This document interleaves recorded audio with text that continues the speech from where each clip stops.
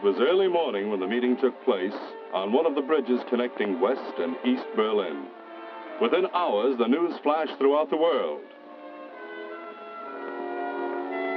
The exchange of a Soviet spy for our U-2 pilot underscored one of the realities of our present day. There is an espionage war, fought on a dark and secretive battleground by trained professionals, as the Russian who we returned across the bridge in Berlin, Colonel Rudolf Ivanovich Abel. During his period in the United States as an active agent for the communist conspiracy, Colonel Abel operated under the cover of Emil Goldfuss, artist. And artist he was, at spying, at furthering the directives set out by Lenin, bring about world revolution and eliminate its adversary. But skilled as the Colonel Abels are, countering them would be less of a problem if not for those who aid the professional agents. For the Colonel Abels do not work alone. A riot in Tokyo, inflamed by local communists. How quick the Colonel Abels are to make use of those who always see the world through red-colored glasses.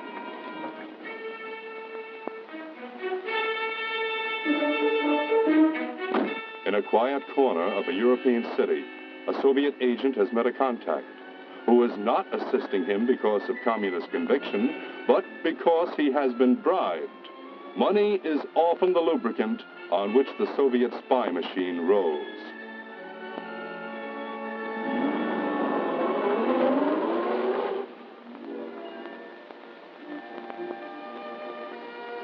So, too, is the weakness of people who act in an intemperate fashion.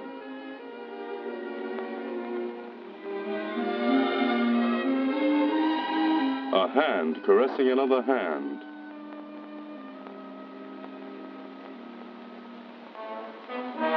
The focus of a hidden camera, and later on the subject of the picture may be the target of blackmail attempts on behalf of Soviet interests. A plane flying between two American cities. How tempting it is to talk too much to a stranger, especially when one is involved in some way with important technological and production secrets. The kind of information most of you people work with every day. Now, gentlemen, I want to emphasize again that the purpose of the security briefing which the DOD provides is not that you start seeing spies behind every bush these next few weeks. Now, all of you are cleared. And all of you, in one way or another, hold in your minds, all will be handling classified information. Information the operatives of the other side want to get their hands on. Now, should you, by mistake or any other reason, become involved in something that could be interpreted by the enemy as exploitable, report it at once to your nearest United States security officer. He'll be discreet. He's not interested in blackening your name or in ruining your career. Thank you for your time, gentlemen.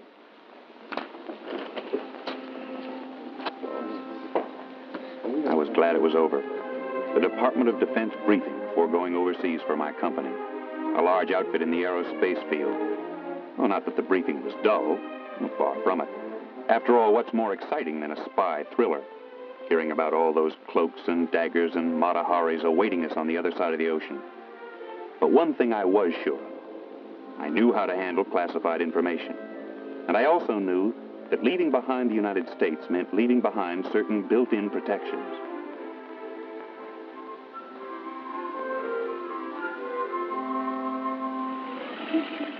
Local police to contact quickly, talk to in my own language.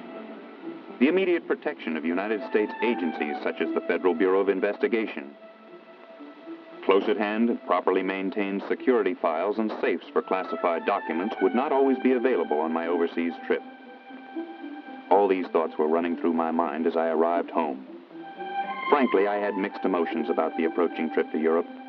Well, I have the travel bug just like anybody else, but I would be separated from my wife and kids for almost a month.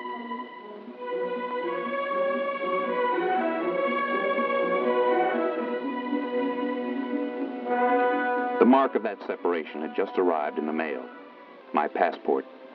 And a few days later, that same passport was checked at the Overseas Airlines counter. Today, More and more business and industrial executives and technical people have a need to go abroad on company or organizational matters. Many military and civilian employees of the Department of Defense must go overseas in the performance of their duties.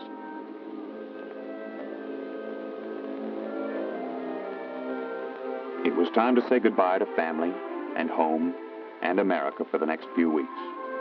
I'd be a liar if I said security was on my mind during these moments, but I had taken the proper actions. In my bags were papers and blueprints, yes, but nothing classified. These I'd arranged for the company's security office to mail on ahead to a United States military installation close to my destination.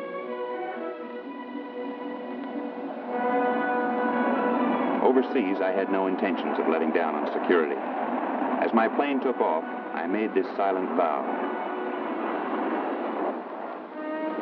Yes, from the moment of my arrival in the foreign country, I was determined to be careful every step of the way. But what I would later come to realize was, in security, as in everything else, good intentions alone are not enough. Things went smoothly at the start. Sure, things were not much like our suburban town back home, but I settled into the routine of the assignment fast enough.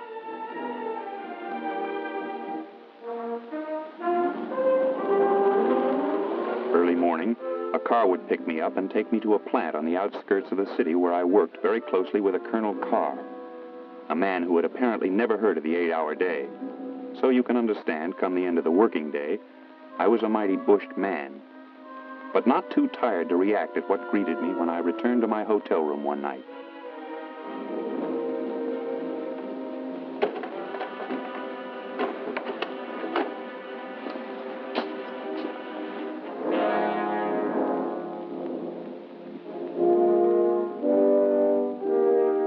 My hotel room had been ransacked. I was about to call the local police when I decided to phone somebody else first.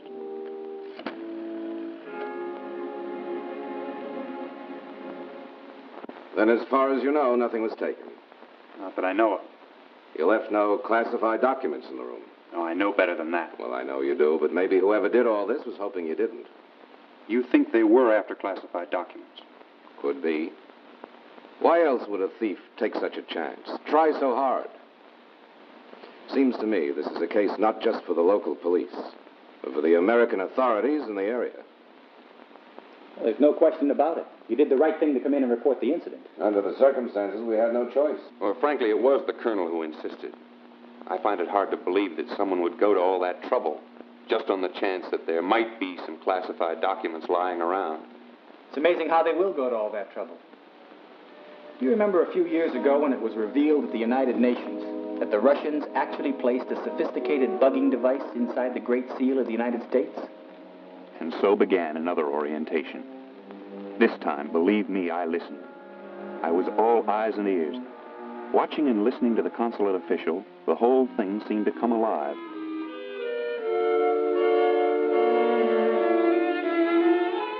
At the UN, it was revealed for all to see. The wireless microphone device hidden by the Russians inside the Great Seal in the American ambassador's study in the Moscow embassy. I learned that a wireless microphone, such as the one placed in the seal's hidden cavity, can be smaller than an eraser on a pencil. These miniaturized devices are self-contained radio transmitters. Everything said in a bugged room can be tape recorded as far as a mile away without using any telltale wires. An enemy agent can be wired for sound with concealed microphones and recorders. Technological breakthroughs in miniaturization have made possible the development of these hard-to-detect devices. But quite possibly, the best of all is the simplest, the one at hand almost everywhere, the telephone. A trained hand can adjust the wiring inside the telephone in a matter of seconds, and your room is left with an effective bugging apparatus. It does not matter if the receiver is off the hook or on the hook. The listening device is operating, and only a telephone company technician or trained counterintelligence specialist can tell that the instrument has been bugged. In much the same way, a radio loudspeaker can be converted into a giant ear, passing along your conversations to hostile listeners. I soon found out that in the optical field there has been a similar technical breakthrough. Newly developed telescopic lenses make it possible to make a readable photograph of a newspaper page from a sizable distance away. Miniaturized cameras can easily be hidden while taking incriminating photographs.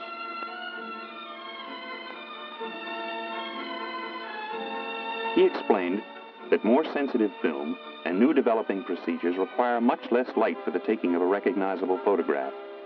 Even if there is no light in a room, infrared photography can do the job. Then he stood up and brought back a large mirror. It was really a mirror window.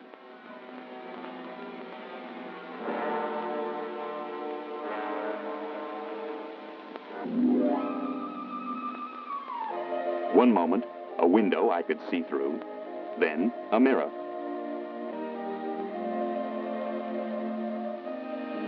Transparent again, then opaque as the agent wishes. All I could now see was myself. Agents make use of these mirror window devices when they want to see or photograph without being seen.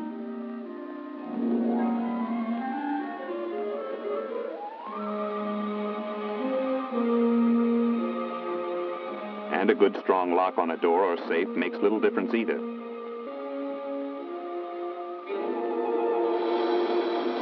An expert can open a complicated lock with his pick faster than you or I can do it with a key.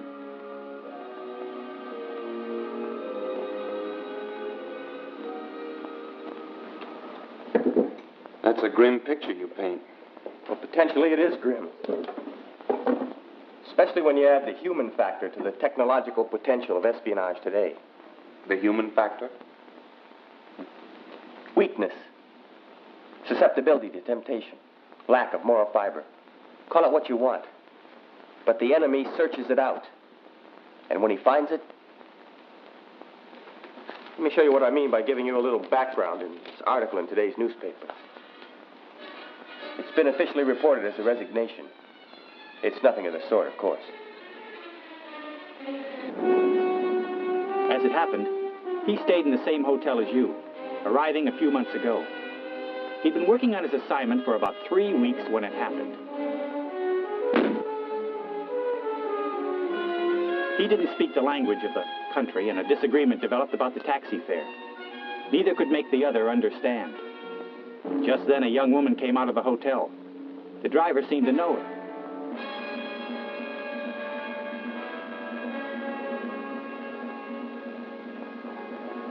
Her talents as an interpreter were more than adequate, and so were her other talents. Whatever she said to the driver, it did the trick.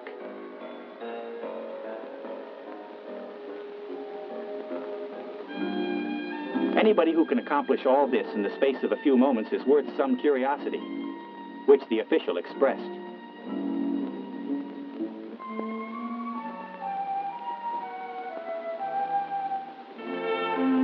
Her name was Maria, the driver said. She was a dancer in a local cabaret.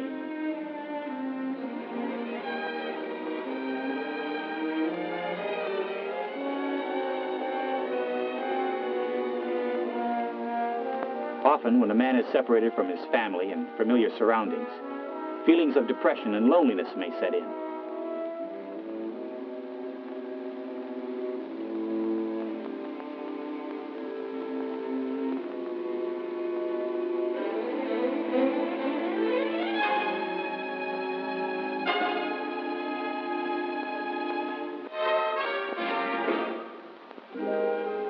Writing a letter back home is no substitute for being home.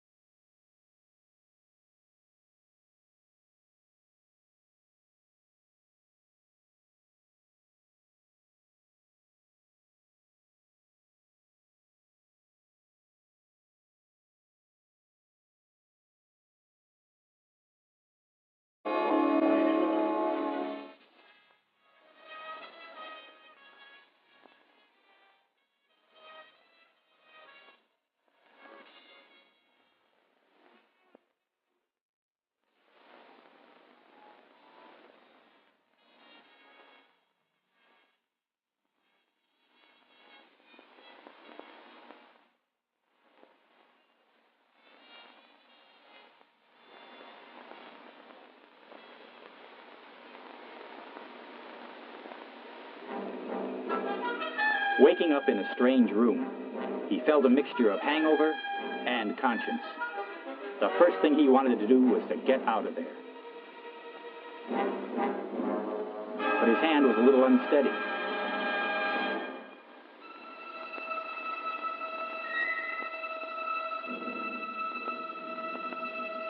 Even in a not very alert condition, he knew what it was immediately.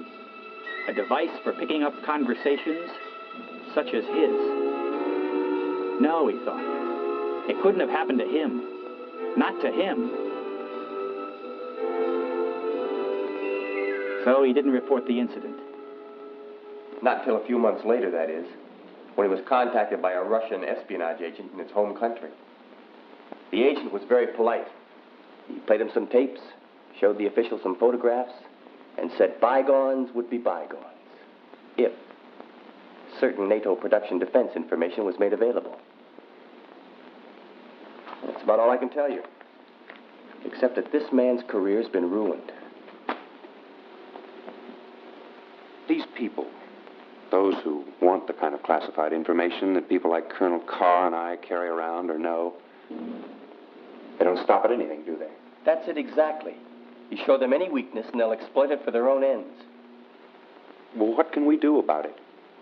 Not much more I can tell you than you know already. Above all, it's a matter of common sense and tact. There aren't enemy spies and agents everywhere you go at every turn, of course not. But because espionage directed against you is a valid possibility, you have to be as security conscious overseas as much or more than you are at home.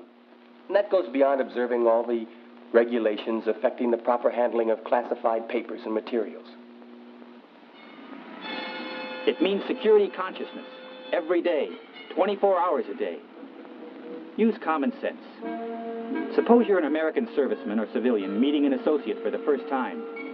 Don't be embarrassed about asking for proper identification. Be cautious with all new acquaintances, especially if they seem to come into your life out of unexplained circumstances.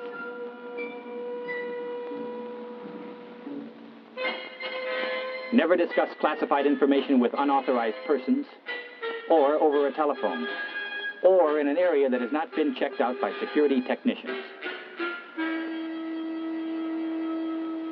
A foreign national appears at your drawing board.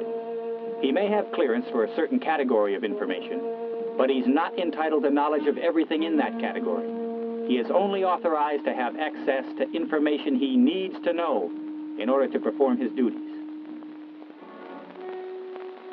Avoid any kind of public or private conduct that enemy agents might use as a blackmail weapon against you.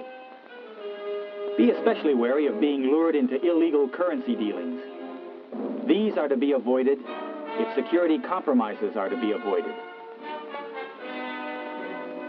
Remember, too, that the enemy agent uses legitimate international conventions to make friendly social contacts. These conventions are for exchanging information. But you must know in advance clearly what is and what is not classified. Today, for one reason or another, large numbers of American citizens are going behind the Sino-Soviet curtains for varying periods. Behind these curtains, further precautions must be kept in mind. You should always carry the address and telephone numbers of the United States Embassy or legation on your person. If you become involved in any difficulty, no matter how slight, contact the embassy or legation as soon as possible for assistance.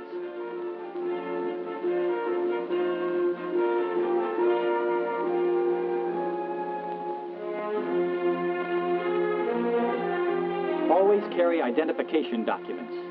Do not misrepresent yourself under any circumstances. Do not at any time take pictures of military parades, military personnel, or military installations. Taking photographs and making sketches can lead to complications for the traveler. Notes and diaries should not contain any military information or any statements that could be to the detriment of the United States. In general, note-taking should be avoided in public. It is an action that often draws the suspicion and hostility of Iron Curtain citizens. It may lead to an incident which the Soviet government will use for its own purposes. Always be alert for attempts to place documents or pictures in your hotel room or your automobile.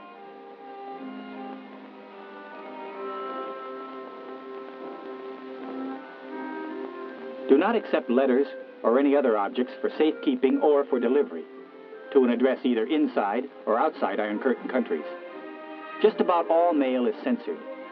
Since usually you will not be able to read the contents, you may be giving Soviet or satellite authorities an opportunity to make embarrassing and compromising charges.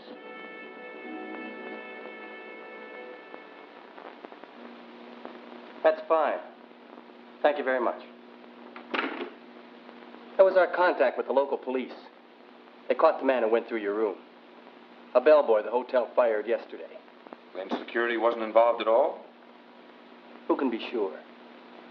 Anyway, I want to thank you for coming in with us, Mr. Andrews. No. I want to thank you. I walked back to my hotel, all the way from the consulate. I needed time to clear my head. A lot of thoughts were clanging through it. I couldn't help thinking of the official who'd gotten into trouble. From any point of view, it was not an amusing story. But the real question for me was, how many men, lonely and away from home and family, might have fallen into the same trap?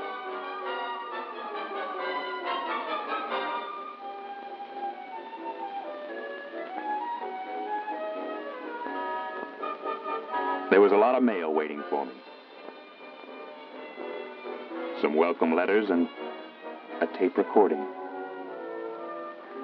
I breathed easier when I saw who'd sent it. My two kids. A little family newscast they'd sent me. And again, I couldn't help thinking how different it would be if I somehow had fallen into the same trap as the man whose picture was in the paper. Every time the mail would come, there would be fear. Every time I would come face to face with a stranger, there would be fear. A hand would reach out with a photograph, a recording, along with a softly voiced threat to let others see and hear them. What would I do then? What would you do then? It's a question I hope none of us ever has to answer.